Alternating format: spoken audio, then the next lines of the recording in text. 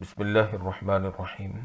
دنیا کی قدیم ترین مذہبی تاریخ کا ایک منفرد سلسلہ ہم نے آپ کے سامنے شروع کیا ہے، جس میں دنیا کے مختلف خطوں کی مذہبی تاریخ کے اوپر ہم روشنی ڈالتے ہیں اور اس کی تھوڑی سی تحقیق آپ کے سامنے بیان کرتے ہیں۔ چنانچہ ہم آپ کے سامنے قدیم ایرانی اور قدیم علاقائی مذاہب جو کہ عراقی تہذیب کا حصہ تھے، ان کے متعلق ویڈیوز پیش کر چکے ہیں۔ آج ہم ہندوستان کے مذاہب کے اوپر سرسری سی نگاہ دوڑائیں گے اور پھر اس کے بعد مختلف ویڈیوز کے اندر تفصیل کے ساتھ ہندوستان میں پائے جانے والے مختلف مذاہب، ان کے افکار اور نظریات اور اس کے پھیلاؤ میں مرکزی کردار ادا کرنے والی مختلف اقوام کا تعارف پیش کریں گے۔ چنانچہ سب سے پہلے مجموعی طور پر اگر ہم ہندی مذاہب کی بات کریں تو ہندوستان کی سرزمین شروع ہی سے متعدد اقوام کی آماجگاہ بنی رہی۔ ہمارے لیے یہ بتلانا مشکل ہے کہ ہندوستان میں سب سے پہلے آباد ہونے والی قوم کون سی تھی۔ گمان غالب ہے کہ ہندوستان پاکستان کے اصل باشندے وہ سیاہ فام لوگ تھے جن کی اولاد اب بھی مختلف علاقوں میں پائی جاتی ہیں، جن کا سر لمبوترا، ہونٹ موٹے اور بال گھنگریالے تھے۔ ان کی تعداد بہت کم ہے۔ یہ لوگ شکل و شباہت اور رنگ و روپ میں افریقی اور آسٹریلوی باشندوں سے بہت مماثلت رکھتے ہیں، جس سے یہ نتیجہ اخذ کرنا مشکل نہیں کہ ہندوستان کے ان باشندوں اور افریقہ اور آسٹریلیا میں آباد قدیم اقوام میں کوئی گہرا تعلق تھا، اور دونوں علاقے کے رہنے والوں کا مذہب بھی لازمی طور پر ایک دوسرے سے بہت ملتا جلتا تھا۔ یہ لوگ بھی ہستی اعلیٰ یعنی اللہ کے تصور سے خالی ذہن رہے ہوں گے۔ ان کا مذہب بھی مظاہر پرستی، جادوگرے کا مجموعہ رہا ہوگا۔ حیوان پرستی اور شجر پرستی کو بڑی اہمیت رہی ہوگی۔ ان قیاسات سے زیادہ ہمارے لیے ان لوگوں کی مذہبی حالت کا بتلانا کافی مشکل ہے۔ چنانچہ اگر ہم ہندوستان کے مذاہب کی بات کریں تو سب سے قدیم مذاہب میں دراوڑی مذہب کا تذکرہ ہمیں کتابوں میں ملتا ہے۔ ان اصلی باشندوں کے بعد بحر روم کے علاقے سے دراوڑ قوم آ کر موجودہ مغربی پاکستان کے بڑے علاقے میں آباد ہو گئے۔ اس نے یہاں ایک وسیع حکومت قائم کی۔ ان کا زمانہ 335 قبل مسیح بتلایا جاتا ہے۔ یہ وادی سندھ کی تہذیب کہلاتی ہے۔ ہڑپا اور موہنجو دڑو کی کھدائی کے دوران ایسی چیزیں برآمد ہوئیں جن سے دراوڑی قوم کی مذہبی کیفیت پر روشنی پڑتی ہے۔ ان اشیاء میں ایک خاص تعداد تعویذوں اور مہروں کی ہے جو تانبے کی ہیں، جن کے بالائی حصے پر کچھ لکھا ہوا ہے اور درمیان میں مختلف جانوروں کی تصویریں کندہ ہیں، جن میں اکثر بیل، ہرن، ہاتھی، چیتا اور مگرمچھ کی تصاویر ہیں۔ ان تعویذوں اور مہروں سے دو نتیجے اخذ کیے جا سکتے ہیں۔ اول یہ کہ دراوڑی اقوام میں جادوگری کا بہت چرچا تھا، دوسرے یہ کہ ان میں حیوان پرستی کا بھی بہت رواج تھا۔ یہ کم از کم وہ جانوروں کو کم از کم مقدس سمجھتے تھے۔ جہاں تک جادوگری کا تعلق ہے، دراوڑی جس علاقے سے آئے تھے وہاں بھی اس چیز کا بہت زیادہ زور تھا۔ ہڑپا اور موہنجو دڑو کا تمدن قدیم عراق کی سمیری تمدن سے بہت مشابہت رکھتا ہے۔ مذہب کے بارے میں بھی دونوں بہت حد تک ایک دوسرے سے ملتے جلتے ہیں۔ سمیریوں کی طرح دراوڑی بھی لاتعداد دیوتاؤں پر عقیدہ رکھتے تھے، جن میں دیویوں کی بھی ایک خاص تعداد تھی، جن کو سیاسی اقتدار کے ساتھ مظاہر قدرت کا بھی فرما روا سمجھا جاتا تھا۔ سمیریوں ہی کی طرح دراوڑیوں میں بھی دیویوں کے مرتبے کو دیوتاؤں کے مقابل کم سمجھا جاتا۔ ان کے یہاں بھی ارواح خبیثہ کو خاص اہمیت حاصل تھی۔ یہ بتلانا مشکل ہے کہ ان کی عبادت کا طریقہ کیا تھا۔ معلوم ہوتا ہے کہ رقص و سرور کو عبادت کی حیثیت حاصل تھی، کیونکہ اکثر مہروں میں عورتوں اور مردوں کو رقص کرتے ہوئے دکھلایا گیا ہے۔ دراوڑی اقوام میں دھرتی ماتا کا تصور بھی پایا جاتا تھا، اگرچہ سندھ، پنجاب اور بلوچستان کے علاقوں میں اس دیوی کی مورت میں تھوڑا فرق تھا۔ مثلاً سندھ میں اس دیوی کی کمر پر ایک پٹی بندھی ہوئی ہوتی تھی، گلے میں بہت سے زیورات ہوتے تھے، سروں پر پنکھے نما تاج ہوتا تھا۔ بلوچستان کے علاقے میں جو مورتیاں ملی ہیں وہ بھی سندھ سے پائی جانے والی موٹی مورتیوں کی طرح زیورات سے لدی ہوئی ہیں۔ ان کی شکلیں چڑیوں کی طرح نوکیلی ہیں اور کچھ چینی بھدی شکلیں بھی ہیں۔ ان مورتیوں کے پیر نہیں ہیں۔ ہڑپا میں چوکور مور پر ایک عورت سر کے بل کھڑی دکھلائی گئی ہے۔ اس کے رحم سے ایک درخت نکلا دکھایا گیا ہے۔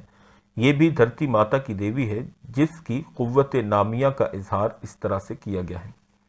इन देवियों के अलावा शिव के तर्ज का 3 मुंह का एक देवता है।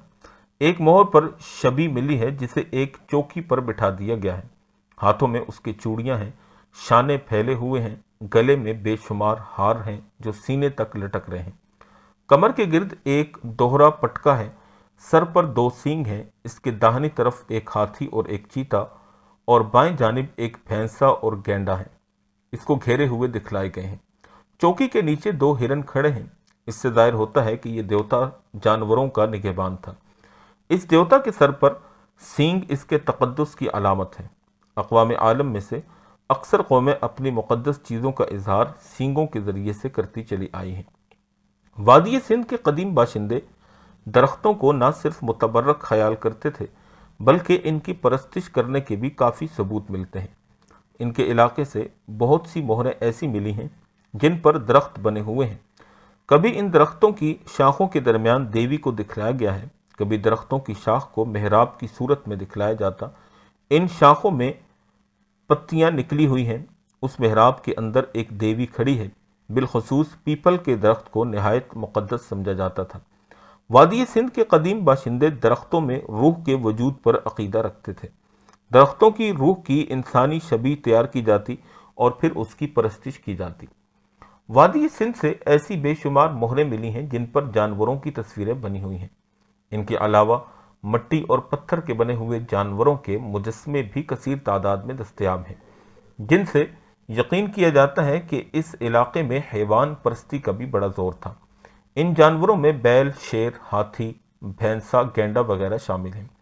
कुछ ऐसे जानवरों की शबी मिली है जो फिल हकीकत कोई वजूद नहीं रखते।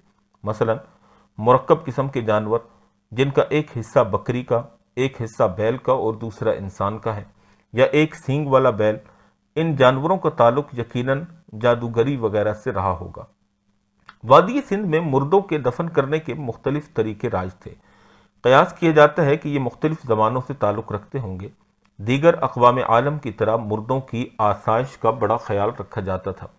खुदाई के दौरान जो कब्रें मिली हैं उनमें मट्टी के बर्तन, मटके, सीप के चम्मच या हाथी दांत के टुकड़े और जेवरात निकले हैं। कुछ कब्रों से आराइश और ज़ेबाइश के सामान भी बरामद हुए हैं, मसलन तांबे के दस्तादार आईने, काजल लगाने की सलाइयाँ वगैरह। इन कब्रों से ये नतीजा अखज़ किया जाता है कि दरावड़ी अक़वाम भी अगली ज़िंदगी को मौजूद ज़िंदगी का एक सिलसिला समझती थी। यही नहीं बल्कि उनके ख्याल में मरने के बाद भी इंसान इन ही अशिया और असबाब का मोहताज होता है जिनकी ज़रूरत उसे दुनिया की ज़िंदगी में पेश आती रहती है। इन चीज़ों से एक अहम बात ये मालूम होती है कि ये लोग मुर्दों में फ़ौक़ल फ़ितरी क़ुव्वत के वजूद पर अक़ीदा रखते थे। उनका ये ख्याल ज़रूर होगा कि उनके मुतवफ़ा यानी फ़ौत शुदा रिश्तेदार उनको राहत और तकलीफ़ पहुँचाने पर क़ुदरत रखते हैं। अगर वो खुश हो जाएं तो वो ख़ानदान की खुशहाली और फ़ारिग़ुल बाली का सबब बन जाते हैं। यही वजह है कि मुर्दों की खुशनुदी और रज़ा के हुसूल की खातिर यह कदीम इंसान उन चीज़ों को भी सुपुर्द खाक कर देता था जिनकी ज़रूरत उसे लाहक होती रहती थी। इन मुर्दों का सर शुमाल या मशरिक़ की जानिब रखा जाता। शायद इन सिमतों को अरवाह का मस्कन यानी ठिकाना समझा जाता रहा होगा। यह बतलाना हमारे लिए मुमकिन नहीं कि दरावड़ी अक़वाम में मुर्दों की परस्तिश होती थी या नहीं। जिस ज़माने में वादी सिंध में जुज़वी तदफीन यानी हड्डियों को मटकों में भरकर दफन करने का तरीका राइज था, तो मटकों पर देवताओं, जानवरों वगैरह के नक्श बनाए जाते थे। उनको मुर्दों की परस्तिश किए जाने के सबूत के तौर पर पेश नहीं किया जा सकता। गुमान गालिब यह है कि ये नकूश महज अरवाह की दस्तगीरी और रहनुमाई की खातिर बनाए जाते हैं। कदीम दरावड़ी मज़हब जो कि पाकिस्तान के मौजूदा इलाकों हड़प्पा और मोहनजोदड़ो वगैरह की कदीम तहजीब और वहाँ के रहने वाली कौम का नाम और उनका मज़हब था, हमने उनके मुख्तलिफ़ अफ़कार, उनके अक़ायद और उनकी जो बरामद शुदा चीज़ें हैं उसकी रोशनी में एक मुख्तसर सा खुलासा आपके सामने पेश किया है। और हिंदुस्तानी मज़ाहिब में सबसे पहले इसी कौम यानी दरावड़ी कौम का ही तज़किरा मिलता है। बाकी इनके मजहबी अक़ायद की तफसीलात और इसी तरह इनके इबादत के तरीके, बिलखसूस मरने के बाद दोबारा ज़िंदगी का हुसूल और इसके मुतालिक जो दीगर मुताल्लक़ात नज़रियात हैं उसके मुतालिक तारीख़ खामोश है और मुहक्किकीन भी इसकी खोज करने में जुटे हुए हैं اور ابھی تک کسی حتمی نتیجے پر نہیں پہنچ سکے۔